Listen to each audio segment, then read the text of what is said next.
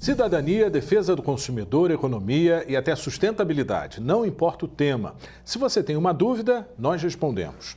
O tema de hoje é casa própria e o nosso convidado é o Wellington Leonardo da Silva, economista e presidente do Conselho Federal de Economia. Wellington, muito obrigado pela sua participação. Gostaria que você explicasse para a gente como é que funciona esse novo financiamento imobiliário da Caixa. Bom, em primeiro lugar, eu que agradeço o convite e desejo aos nossos telespectadores que aproveitem as coisas que serão ditas aqui e discutidas. A questão é a seguinte, o Brasil passa por um momento surreal. Há alguns economistas que, lamentavelmente, mentem e dizem que nós estamos vivendo uma crise inaugurada em 2014. Não é verdade. Nós estamos vivendo uma crise muito grande e que de dimensão mundial, que começou em 2008 com a falência do Lehman Brothers. Por que eu digo isso? Porque é preciso você entender a conjuntura nacional e internacional em que você está vivendo para você pensar o que acontece. É uma iniciativa razoavelmente boa, os novos métodos de financiamento. Por que eu digo razoavelmente boa? Porque ela vai ter muito pouca eficácia para aqueles trabalhadores que ganham, como é a média no Brasil, R$ 1.700 de salário por mês. Quem ganha isso dificilmente vai conseguir contratar um financiamento para comprar uma casa própria. A classe média alta e a classe média muito alta nem precisaria de financiamento, teria condições de adquirir um imóvel numa construtora qualquer com seus próprios recursos, com a sua poupança. Mas, enfim, é menos pior do que nada ter. Vamos então para a primeira pergunta? Posso confiar nas novas regras para financiar um imóvel em 20 ou 30 anos? Essa é uma pergunta extremamente complicada. O que acontece quando o financiamento imobiliário dá errado? A construtora faliu, quebrou, e o dinheiro que você já pagou de prestações, num caso de uma construção, ao longo do tempo, foi-se embora, vai para a justiça. Em tese, desde que tudo funcione conforme as regras, você pode confiar, mas você tem que ler o contrato com muita atenção. Há cláusulas que vêm naquelas letrinhas pequenininhas, que ninguém tem paciência de ler, e alguns nem enxergam, que preparam armadilhas para que você não consiga, na frente, poder reclamar. É preciso muita atenção quanto à taxa de juros. Quais são as cláusulas se eu quiser desistir do meu contrato? Se eu posso desistir, se eu não posso? E se eu desistir, qual é a penalidade? Eu tenho um grande amigo que recentemente foi vítima de uma dessas coisas. A construtora parou, o prédio que ele tinha comprado um apartamento ficou só na fundação e ele vai perder dinheiro, porque ele não terá o apartamento, não receberá tudo que já pagou, enfim, tem que ter muito cuidado. Vamos para a próxima pergunta? Essas novas regras são utilizadas em todos os bancos ou só na Caixa? Mais uma vez, tese. Eu sempre confio muito, quando eu faço um contrato, e já fiz alguns, com bancos públicos. Por quê? Dada a sua característica, eles são obrigados a cumprir as regras que eles assinam. E são bancos que têm mais segurança, digamos assim, para o teu investimento. E em relação aos bancos privados, em tese, as regras valem também. Agora, você vai ter que comparar um a um. Eu tenho aqui uma relação de bancos privados que diz assim, olha, eu estou estudando. Olha, eu vou ter uma taxa. Olha, no meu caso, vou fazer assim, assado, cozido. Então, você precisa analisar cada caso e, sobretudo, pesquise vários bancos, se for o caso de um financiamento bancário. Agora, quais são as linhas de crédito disponíveis no mercado? Você tem basicamente duas linhas. A linha da Caixa, que é a maior financiadora de construções do Brasil, principalmente para os que têm renda de média a baixa. E você tem, por exemplo, regras de financiamento de construtoras. Sabe aquela que você passa assim, atenção, sábado e domingo, corretores do local. Você vai lá e faz um acordo com eles. Eles têm um banco por trás, onde eles vão jogar as tuas notas promissórias, que você vai assinar, e tem lá as regras deles, as taxas de juros, etc, etc.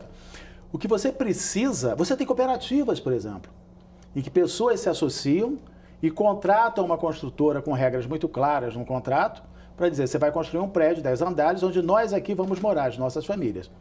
Tem várias modalidades. O que você precisa ter atenção e definir é qual é a modalidade que me interessa. Por exemplo, financiamentos atrelado à inflação. Se a inflação dispara, você perdeu, Playboy. E sabe por quê? Porque está havendo uma desconstrução dos direitos trabalhistas via reforma trabalhista, para começar, em que o reajuste dos salários não acompanha mais a inflação, em que os ganhos reais são muito raros.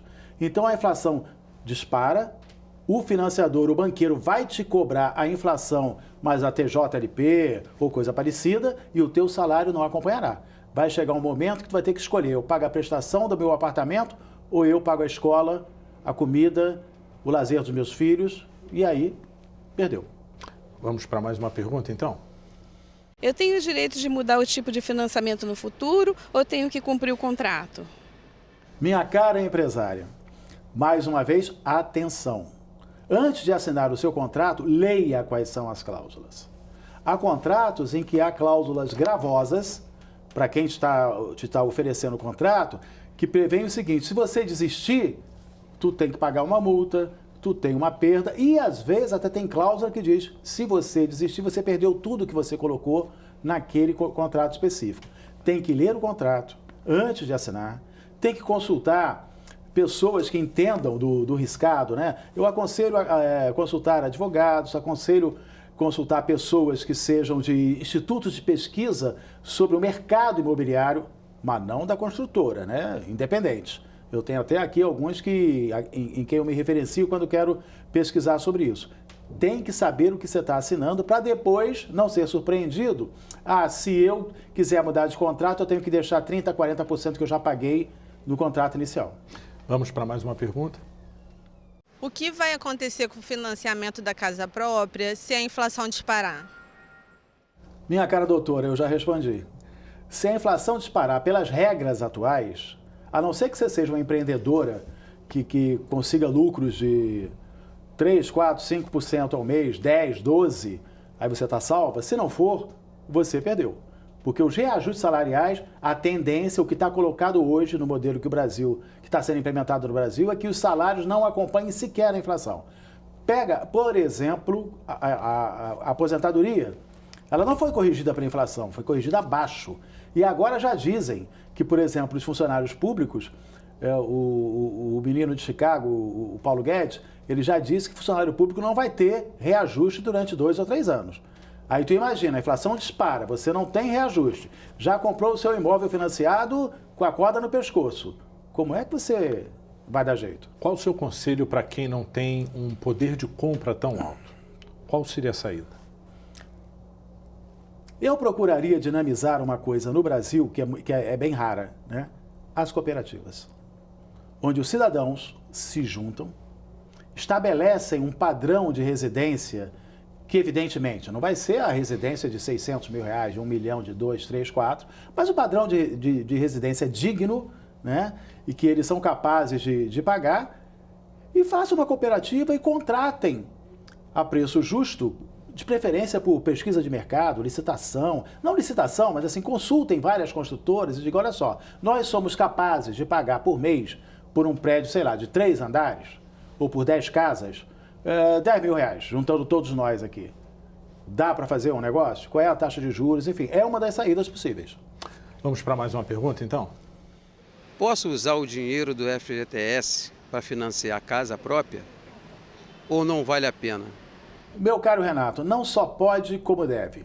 O FGTS é pessimamente remunerado no Brasil. Ele perde até para a poupança, né? Então, se você tiver uma quantia razoável no FGTS, que possa servir de um aporte inicial, de uma entrada para facilitar, diminuir o tempo pelo qual você vai pagar prestações para adquirir a casa própria, é excelente negócio, né? Agora, por exemplo, você está vendo que está na moda aí de novo, lá pelo Paulo Guedes, que ele vai pegar o FGTS e vai deixar as pessoas tirarem 500, 600 para tentar aquecer a economia. O que ele não diz, e ele sabe, porque não pode ser menos economista do que eu, é que ao retirar 500 reais do seu FGTS, hoje, daqui a 6 meses mais 500, não sei quanto, para aquecer a economia, se você for demitido, meu amigo, você deixou de levar para casa uma quantia que te garantiria, durante alguns meses, a sobrevivência básica sem estar empregado.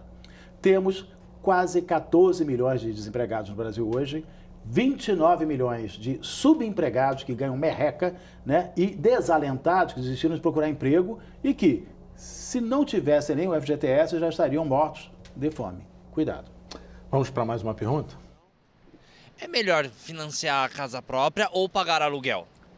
Desde que você tenha condições de pagar as prestações, é sempre melhor a casa própria.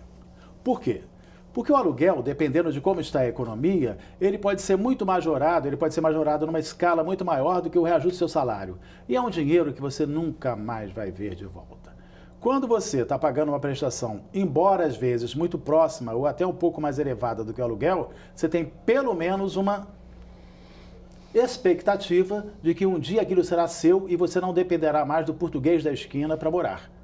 Sem contar que, do português da esquina, se o mercado aquecer e você não tiver a condição de pagar o aluguel que ele vai pedir, ele diz para você tchau e benção. No que você comprou financiado, desde que mantenha as prestações em dia, não. Aquilo já é praticamente seu. Wellington, muito obrigado pelas suas informações. E o Câmara Livre fica por aqui. Até o próximo encontro.